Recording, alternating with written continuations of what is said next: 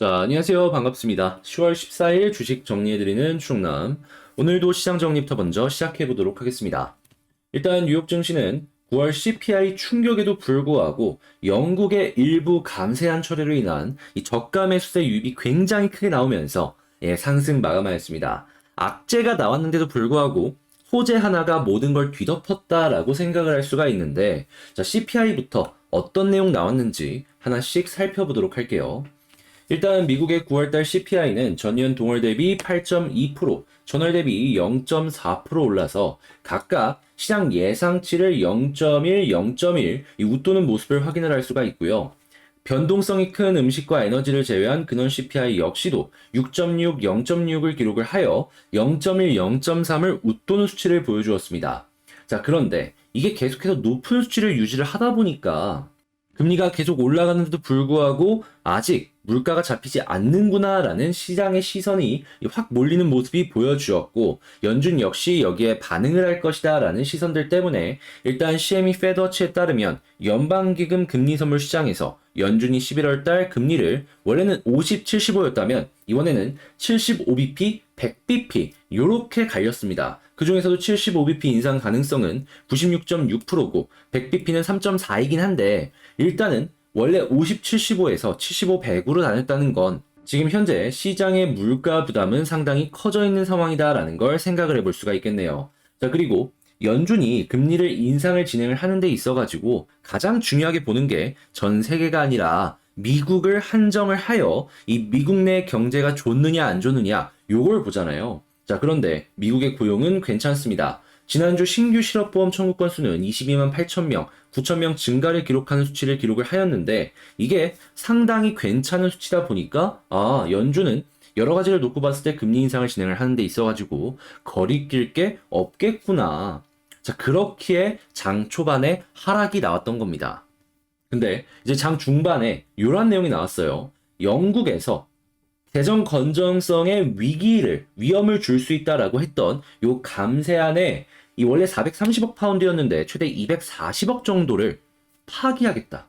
이게 딱 나오면서 야, 영국의 리스크가 줄어들었네? 유럽의 리스크도 줄어드는 거 아니야? 자, 그러면 악재가 사라졌으니까 지금 나쁘지 않겠다 해서 저점 매수세가 확 몰려갖고 뉴욕 증시에 괜찮은 모습이 보여졌고, 이게 아시아 쪽으로도 긍정적으로 연결이 되고 있다라고 볼 수가 있는 것이죠. 하지만 여러분들께서 아셔야 되는 게 뭐냐면, 이따 다시 한번 말씀드리겠지만 금리에 대한 리스크는 조금 더 커졌습니다. 요거 오늘 지나고 다음 주에 다시 한번 대두된다면 약간의 조정을 하는 데 있어서 영향을 줄 수 있는 뉴스다라는 건 여러분들이 생각을 하시면서 보셔야 돼요. 자, 국제유가는 WTI 기준 89.11달러로 2.11% 상승 마감하였고, 채권 하락, 달러 하락, 금 가격도 하락 마감하였습니다. 자, 그러면 뉴스들 하나씩 살펴보도록 할게요. 자, 일단 제일 먼저, 자, 소비자 물가 지수는 계속해서 오르고 있습니다. 이 가파른 상승세의 모습이 보여주고 있다 보니까 이게 2%가 되기까지는 연준은 계속해서 금리를 올릴 것이다라는 거 계속해서 보시면 될 것 같고, 아까 말씀드렸다시피 미국의 고용은 좋습니다. 지금 여기에선 8월 이후 실업보험 청구권 숫자가 계속해서 증가하는 모습 때문에 악재 아니냐라고 이야기를 하겠지만, 전체적인 절대값으로만 놓고 본다면 지금 이 수치는요 굉장히 낮은 수준입니다, 여러분. 그러다 보니까 이거 조금 올라갔다라고 해가지고 연준이 이거 금리 인상하는 거 주춤하는 거 아니냐? 절대 그렇게 생각하시면 안 돼요, 이거는. 자, 그 다음으로 아무래도 월가 역시도 이 금리가 계속 올라가다 보니까 11월 달 원래는 75, 그리고 12월 달 50이었던 게 둘 다 75bp 인상 가능한다. 이렇게 이야기를 하면서 긴축에 대한 속도감에 대해서 어느 정도 준비를 하고 있다는 걸 확인을 할 수가 있고, 지금 이제 맥시멈을 딱 봤을 때 원래 시장 예상치가 4.5에서 4.75고, 이 5에 대해서도 이야기를 조금 하긴 했지만 이게 과반수는 아니었거든요. 근데 5에 대한 이야기가 확 올라왔다라는 걸 일단은 바클레이즈를 통해서 확인을 할 수가 있고, 이것 말고 다른 은행들에서도 충분히 비슷하게 생각하고 있는 내용들이 있다 보니까 일단 고점이 조금 더 높아질 수도 있겠구나, 요거를 이제 감안하시면서 살펴보시면 좋겠습니다. 자, 그러다 보니까 금리 계속 올라간다라고 하면은 주택담보금리도 마찬가지로 올라가고, 주택뿐만인가요? 렌탈부터 시작을 해가지고 다양한 부분들의 금리는 계속해서 올라갈 수밖에 없을 겁니다. 특히나 한국 같은 경우에는 이 부동산이 영향을 상당히 크게 받겠죠.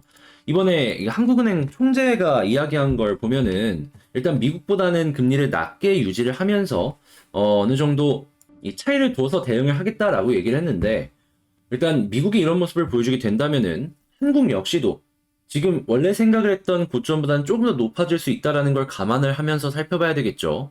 자, 그런데 낮게 유지를 한다라는 것 자체가 이 달러 강세를 어느 정도 이어갈 가능성이 높다라고도 생각을 해볼 수가 있기 때문에 여기에 수혜를 받는 기업들, 좀 손실을 보는 기업들까지 생각을 하시면서 보시면 좋을 것 같습니다. 네, 확실한 건 부동산은 망가지겠네요. 이건 어쩔 수가 없을 것 같습니다. 자, 그 다음으로 영국 파운드와 길트 가격 급등, 미니 예산안 추가철의 논의. 아까 말씀드렸던 원래 440억, 다시 430억 파운드에서 240억이 이게 폐기가 되는 겁니다. 그럼 남은 게 대략 한 190억 파운드? 요 정도 생각하시면 되겠죠. 물론 이것마저도 폐기가 되게 된다면은 너무 좋죠. 네, 이제 이 정도 나온 것만으로도 굉장히 긍정적이다 해서 이제 앞부분에 봤던 이런 악재들을 이 뉴스 하나가 전부 다 뒤덮는 모습을 보여주었다. 이렇게 생각을 하시면 되겠습니다. 자, 근데 이런 모습이 보여지다 보면은 이제 아무래도 여기에 타격을 크게 받는 국가들이 하나씩 생길 수밖에 없기는 하겠죠. 그랬을 때 지금 엔화의 가격이 계속해서 빠지는 모습을 보여주고 있다. 이 부분도 이제 확인을 할 수가 있는데 일단 일본이랑 한국이랑 확실히 다른 점이 있는 게 뭐냐 하면 가계부채의 차이를 보게 된다면 우리나라가 압도적으로 높습니다. 인당으로 봤을 때. 그렇다는 얘기는 이게 엔화가 어느 정도 안정세의 모습을 보여주기 시작을 하게 된다라고 하면은 어느 순간 얘네들은 이 엔화가 가격이 싼 거 요거를 바탕으로 이 수출에서 엄청난 강점을 보여주지 않을까 싶어요. 그리고 일본이 지금 상황에서 이 긴축을 안 할 가능성이 굉장히 높다라고 보여지는 게 뭐가 있냐면은 여러분들이 아셔야 되는 게 일본의 최근에 몇십 년 동안 최대 목표는 연간 경제 성장률 1.5인가 2% 넘기는 거였습니다. 자, 그런데 지금 물가가 이번 사태를 통해 가지고 2.5%인가 올라갔어요. 이게 뭔 소리냐? 얘네들은 지금 상황을 최대한 유지하고 싶어 할 것이다. 몇십 년 동안 자기들 혼자서 죽어라 노력해도 안 됐던 게 시기 잘 맞아서 이제 막 되고 있는데 굳이 이러한 상황을 지금 깰 필요는 없는 거잖아요. 자, 그랬을 때 이제 문제가 뭐냐? 일본이랑 한국이랑 이 경쟁 분야인 부분들이 분명히 있단 말이에요. 이게 아무래도 가격이 일본이 조금 더 쌀 수 있기 때문에 우리나라가 어느 정도 밀리는 부분이 분명히 생길 수 있겠죠. 자, 그렇기 때문에 내가 사는 주식이 일본 쪽과 맞닿아 있는 부분이 있는지 요거 꼭 생각을 하시면서 보시면 좋겠습니다. 자, 그 다음에 이제 최근에 이제 미국 쪽과 중국의 대립이 계속되는 모습이 보여지고 있는데 자, 미국 쪽에서 한 대 때리니까 이번엔 중국 쪽에서 미국 내 통신 장비 판매를 전면 금지할 계획이다라고 하면서 반격을 하는 듯한 모습을 보여주고 있죠. 물론 미국 쪽에서 트럼프 때부터 이 통신 장비 사는 거 많이 줄어들거나 이제 거의 없어지는 이런 모습이 보여지고 있어서 이게 얼마나 실효성이 있는지에 대한 부분은 의구심을 가지면서 볼 수밖에 없긴 합니다만 이런 모습이 보여지게 되었을 때 우리가 추가적으로 기대할 수 있는 거 친미 국가들 따라갈 거 아니에요. 자, 그랬을 때 삼성 역시도 통신 장비 잘 팝니다. 자, 그렇다는 얘기는 삼성이 굉장히 큰 수혜를 받을 가능성이 높아진 상황이다. 여러분들이 모르시겠지만 삼성에는 반도체만 있는 게 아닙니다. 통신 장비의 매출도 조 단위로 찍히는 걸로 제가 알고 있어요. 자, 그러다 보니까 요거 한번 기대를 해보면 좋고 여기에 부품 납품하는 회사들도 하나씩 살펴보면 좋겠네요.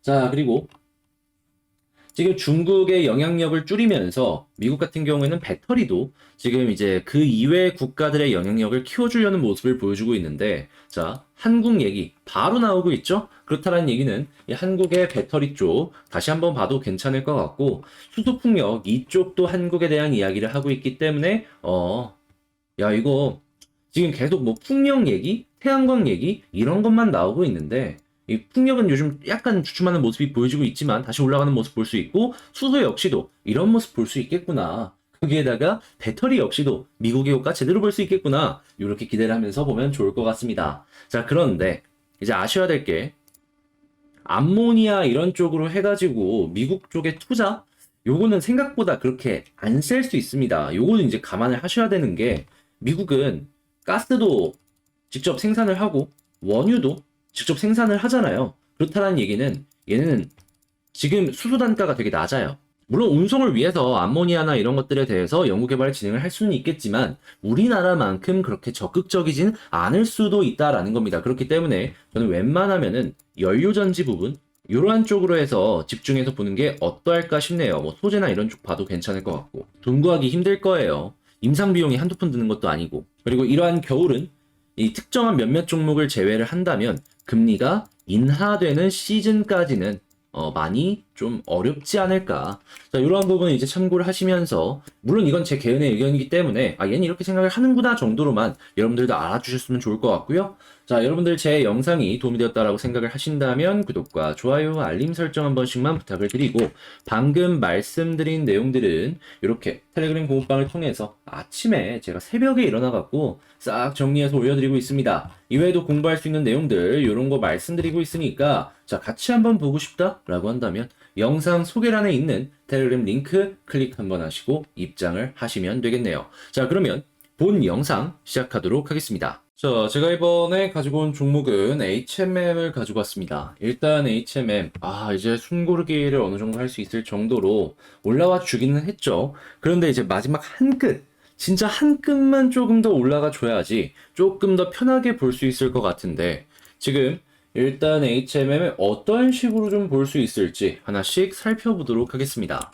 자, 일단 가장 먼저 HMM 해상 운임이 계속 무너지는 모습들 때문에 실적이 뭐 빠지는 것이 아닌가 이런 이야기가 나오고 있는데 일단은 3분기에는 견고할 것이다 라는 전망이 우세하고 있습니다. 왜인지에 대해서 좀 살펴보게 된다면 이전에서도 다뤄봤었는데 이 고운임일 때 장기 계약을 맺어놓은 게 조금 있습니다. 자, 그리고 운임 쪽이 달러 쪽으로의 이 강세가 보여지게 되었을 때 수혜를 입는 것도 없잖아 있고요. 지금 유가 부분으로 놓고 보더라도 이전에 120불 막 이럴 때랑 비교를 했을 때 좀 빠지는 모습이 보여지고 있잖아요.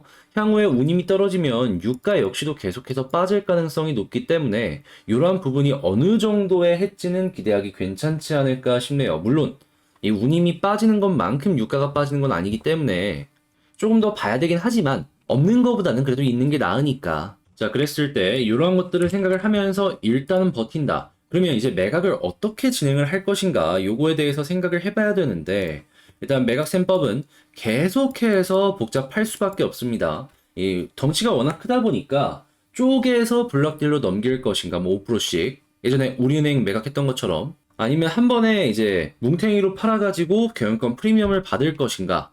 그리고 지금 운임이 계속해서 빠지는 모습을 보여주고 있는데 미래 가치에 대해서 어떻게 평가를 할 것인가. 막 이런 것들에 대한 이야기가 많이 나올 수밖에 없을 거예요. 자, 그런데 그런 모습이 보여진다라고 하더라도 알아야 될 게 뭐냐면 이 HMM에는 디스카운트 요인이 너무 많았습니다. 일단 가장 대표적인 걸로 볼 수 있으면 이 전환사채가 주식으로 전환이 되는 것이 아닌가에 대한 부분, 이게 굉장히 좀 높은 이 디스카운트 요인으로서 작용을 했었는데 일단 매각이 된다라는 것 자체만으로 주식으로 변환? 이거 말이 안 되죠.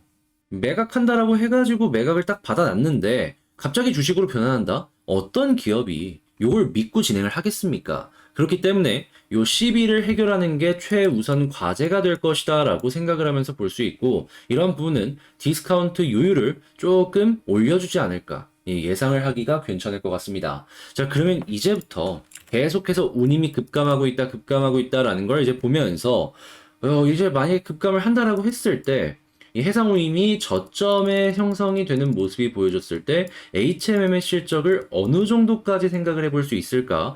요걸 한번 봐야 될 것 같거든요. 자, 그랬을 때 우리가 직접 계산하는 건 힘들다 보니 자, 외부에 이 여러 증권사에서 리포트를 내놓는 거를 보면서 얘네는 이렇게 생각하네, 얘네는 이렇게 생각하네 참고하기 괜찮을 것 같습니다.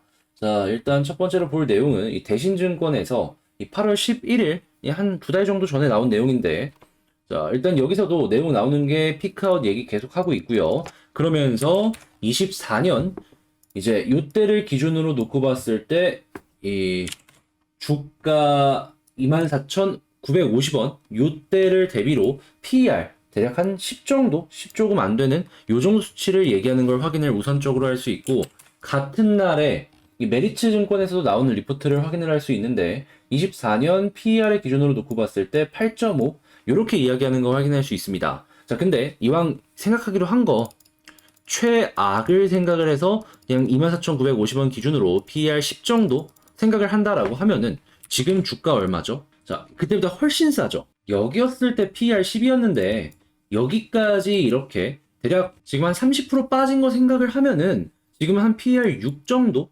요렇게 보기 괜찮지 않나 싶은 겁니다.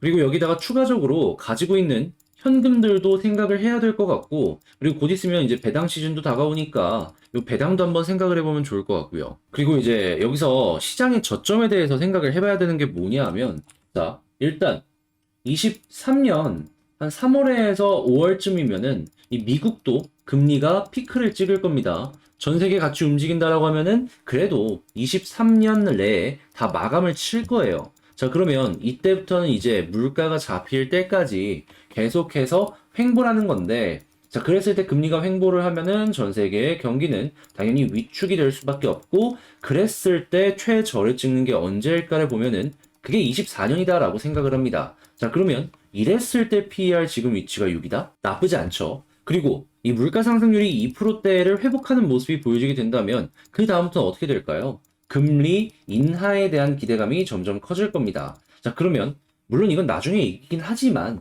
요때 이후로 또 생각을 해보게 된다면은 이때부터 또 가격 올라간다? 하면은 24년을 저점으로 놓고 보기 괜찮지 않나? 생각해보기 좋은 거죠. 그러면 24년이 저점이다? 그러면 여기가 PER 6이다? 우리 이거 지금 위치 저평가라고 생각을 하면서 보면 괜찮은 거 아닐까? 저는 이렇게 정리를 합니다. 물론 유동성이 위축된 장세이기 때문에 PER 뭐 한 10 초중반? 이렇게 힘들 가능성은 높아요. 그래도 한 PER 7, 8, 8, 9 정도까지는 좀 유지가 되어주지 않을까 생각을 하고, 그리고 이제 매각 이슈까지 나오게 된다면 이게 일시적으로나마 10을 넘기는 모습까지도 생각을 해볼 수 있다라는 걸 본다면 저는 요 라인 위쪽으로 한 번은, 막 두 번, 세 번은 모르겠지만 한 번은 가능하지 않을까 싶습니다. 최고점 이거 된다? 이렇게 얘기하는 거 아니에요. 최소한 여기 부근 한 번은 가주지 않을까 생각을 하는 거죠. 시간이야 걸리겠지만 요 가능성에 대해선 우리 한번 기대를 하면서 보시면 좋겠고요. 자, 그랬을 때 이제 차트를 보게 된다면 뭐가 중요할까를 보면 일단 수급을 봤을 때 외국인 계속 삽니다. 자, 일단 뭐 공매도에 대한 커버링을 위해서 이렇게 진행을 하는 것도 없지 않아 있긴 하겠죠. 그런데 이게 어느 순간 계속 연결이 되면은 그때는 진짜 매수하는 거거든요. 싸기 때문에 매수한다라고도 생각을 해보게 된다면 향후 올라가는 데 있어서 긍정적인 영향을 줄 수 있을 것 같고, 그 다음에 21선 돌파 지금 계속 실패했잖아요. 그러면 여기를 만약에 돌파를 해준다면 이 안 나왔던 탄력이 여기서 한번 나와줄 수 있다. 자, 그랬을 때 과거의 패턴을 보면은 이렇게 21선 돌파하면 61선까지는 갔었다. 자, 그러면 일단 61선까지는 1차적으로 기대하기 괜찮을 것 같습니다. 물론 61선까지 돌파를 해주는 모습이 보여지게 된다면 그 다음 스텝으로 저는 241선까지 가능할 것이다 라고 생각을 하고요. 뭐 121선도 영향이 없진 않겠지만 과거에 뭐 이런 것들을 봤을 때 저는 여기는 뭐 그렇게까지 어렵지는 않을 것이다 라고 생각을 해요. 자, 그러면 지금 봤던 것들을 바탕으로 총 정리를 한번 해보자면, 일단 첫 번째, 저점을 생각하더라도 24년을 생각을 하더라도 지금 위치 매력적이다, 나쁘지 않다. 자, 그리고 두 번째 같은 경우에는 수급을 놓고 봤을 때 외국인 계속해서 들어와주고 있다. 이거 계속 보여주게 된다면 나중에 상승을 하는데 영향을 줄 수 있다. 그리고 마지막 세 번째, 21선 돌파해주는 모습 보여주게 된다면 첫 번째는 60, 여기까지 돌파했을 때 240까지 한번 보면 좋을 것 같다. 자, 이렇게 세 가지로 이 길었던 내용을 압축을 하면서 HMM에 대해서 영상을 마치도록 하겠습니다. 자, 물론 제가 정답이 아닐 수도 있고 이게 틀릴 수도 있겠죠. 그래도 지금 위치에서 갖고 있는 현금이나 여러 가지를 봤을 때 어느 정도 올라가는 건 전 기대를 할 수가 있다라고 생각을 하거든요. 이러한 부분이 나오게 된다면 후속 영상을 통해서 여러분들께 또 말씀을 드리도록 할 테니까 구독, 좋아요, 알림 설정 한 번씩 눌러주시면서 다음 것들도 한 번씩 같이 보셨으면 좋겠고요. 힘든 시장 지금 일단은 조금 한숨 돌릴 수 있기 때문에 여러분들 모두 조금 일단 주말은 편하게 보시길 바라며 다음 주 월요일부터 다시 시작을 하도록 하고 전 여기서 이만 마치도록 하겠습니다. 여러분들 모두 화이팅 하시길 바라며 이상 주식 정리해드리는 주정남이었습니다. 영상 끝까지 시청해주셔서 감사합니다.